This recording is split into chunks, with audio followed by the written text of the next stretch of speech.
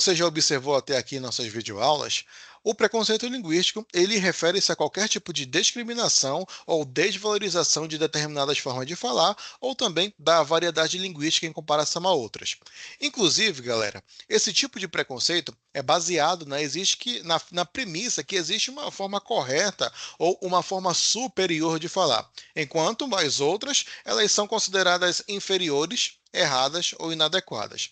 E é pensando nisso que nós iremos falar sobre algumas consequências que essa questão do preconceito linguístico ele pode trazer no dia a dia das pessoas que passam por essas situações.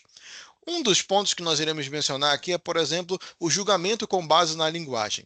Quando a gente fala dessa questão aqui do julgamento com base na linguagem, nós estamos falando de pessoas que podem ser julgadas ou também discriminadas com base na forma que falam.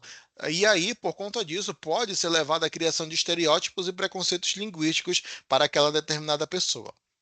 E aí é muito comum a gente levar em conta, é muito comum a gente lembrar que, primeiramente, nós vivemos num país muito grande, né? E a forma de pronunciar a língua portuguesa, ela é muito variada aqui, né? Nós temos muitas variações, nós temos aqui muitas gírias, nós temos muitas terminações, nós temos muitos dialetos que pertencem a determinados grupos ou regiões do Brasil e que, quando é falado em outras regiões, né, pode causar um tipo de espanto, pode causar aqui também um tipo de surpresa, né, nas pessoas que estão ouvindo aquilo. Inclusive, a questão da ironia e da gozação também é levada em consideração aqui quando as pessoas não conhecem essa questão aqui do dialeto de outras regiões. E lógico, isso daqui ele vai ser muito comum, você não conhecer o dialeto de todas as regiões. Afinal, você não vive em todas as regiões e você, creio eu, que ainda não teve a oportunidade de conhecer cada uma das regiões do nosso país. É muito importante nós nos lembrarmos que essa variedade linguística, ela não começou ontem, ela não começou hoje, não, ela já vem se arrastando de muito tempo aqui no nosso país. Inclusive, ela começa mais ou menos ali quando os portugueses chegam no Brasil e aí eles começam a fazer a colonização dessa terra então descoberta. Inclusive, uma das primeiras premissas dessa questão aqui do preconceito linguístico está quando foi imposto, né, a todas as pessoas que estavam então na terra recém-descoberta que deveriam falar a língua portuguesa de Portugal, porque eles eram os colonizadores e eles eram as pessoas civilizadas. E esse preconceito ele vai aumentando, né, conforme vão chegando para cá os escravos africanos, né, escravos espanhóis, entre tantas outras pessoas que foram chegando para cá no nosso país. Muitas pessoas têm um sotaque mais carregado, têm um sotaque mais forte, têm alguns tipos de vocabulários que não são conhecidos em todos os locais do Brasil, que são familiares somente àquela determinada região. E isso daí ele pode ser a raiz de um estereótipo, como a gente acabou de falar aqui, o julgamento com base na linguagem. E é pensando nisso que nós precisamos nos lembrar de que a empatia ela deve ser praticada em qualquer situação, em qualquer área do nosso cotidiano. Quer ver um exemplo de como isso pode ser tão prejudicial? Lembra do Big Brother Brasil, da personagem Juliette? Personagem não, da pessoa, da participante Juliette, né? Vocês sabiam que ela passou por essa questão aqui do preconceito linguístico durante o programa? E isso ficou muito bem claro. Inclusive, isso daqui, essa questão do preconceito linguístico, ele não se limitou somente ali aos participantes que estavam no programa. Pelo contrário, por conta da atitude deles, aquela ação, ela foi externalizada para fora do programa, para dentro da casa das pessoas que estavam assistindo aquela programação. Enquanto isso, né, você observava muitas pessoas criticando o sotaque de Juliette, né, que Juliette ela pertence à região nordeste do Brasil, né. Você conseguiu observar ali que as pessoas não ficavam perto dela porque Juliette tinha um jeito mais alegre, ela falava alto, né, ela tinha algumas gírias que são pertencentes ao vocabulário dela.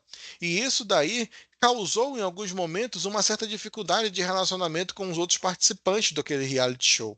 Porque em muitos momentos ela ficou sozinha, ela ficou em algum canto separado, né? E a gente não observava isso. Né? Muitas pessoas, na verdade, não observaram essa questão do preconceito linguístico aqui nessa atitude que aconteceu com Juliette naquele programa de reality show.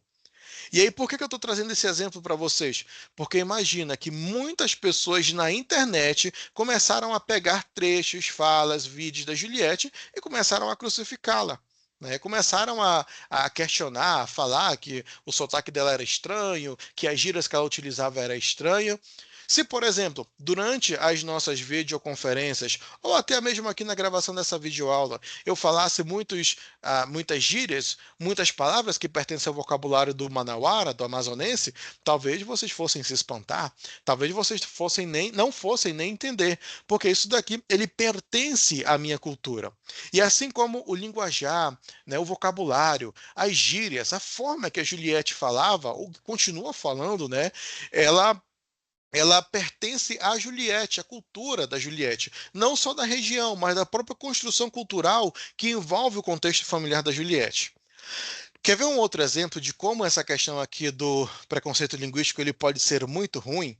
Eu vou passar agora para vocês um trechinho de uma matéria de um jornal, né, de uma situação que aconteceu em Serra Negra, do interior de São Paulo, né, de um médico que teve essa atitude, né, de preconceito linguístico, não especificamente para com o paciente, mas ele terminou fazendo uma publicação nas redes sociais. E aí, olha o que Mudando agora aconteceu. de assunto, um médico plantonista do Hospital Santa Rosa de Lima, em Serra Negra, foi afastado do trabalho ontem depois da divulgação de uma foto. Essa aqui, ó. Essa foto numa rede social. Ele ironiza a forma de falar dos pacientes. Outras duas funcionárias foram demitidas pelo mesmo motivo. Na foto com o título, uma imagem fala mais que 1000 palavras, o médico Guilherme Capel mostra um papel de uma receita médica em que está escrito: não existe pneumonia e nem raio-x. Outras duas funcionárias do hospital também ironizam a forma de falar dos pacientes em mensagens com o médico. Dri Conte diz: outro dia me apareceu uma aqui me dizendo que precisava fazer uma tropa de elite, que seria corpo de delito. Renata Rodrigues comenta: tira minha pressão, porque eu tenho tiroide.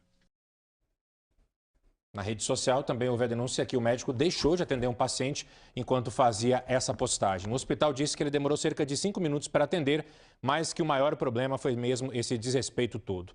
O médico nega que tenha prejudicado o atendimento e diz que estava no horário de descanso. Disse ainda que foi uma brincadeira de mau gosto, aliás, entre profissionais da saúde, sem a intenção de ofender ninguém. O advogado...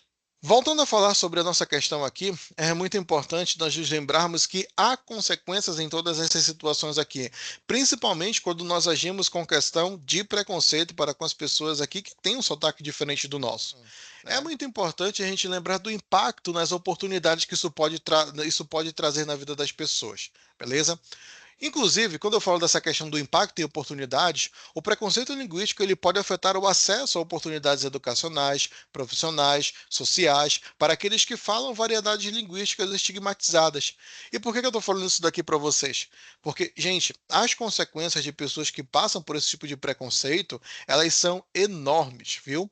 Imagina uma criança que passa por um tipo de situação como esse. Imagina, por exemplo, um venezuelano, um refugiado venezuelano que vem para o Brasil e sofre preconceito por não falar a língua portuguesa corretamente, né? Está começando a desenvolver ainda a habilidade de falar a língua portuguesa, né?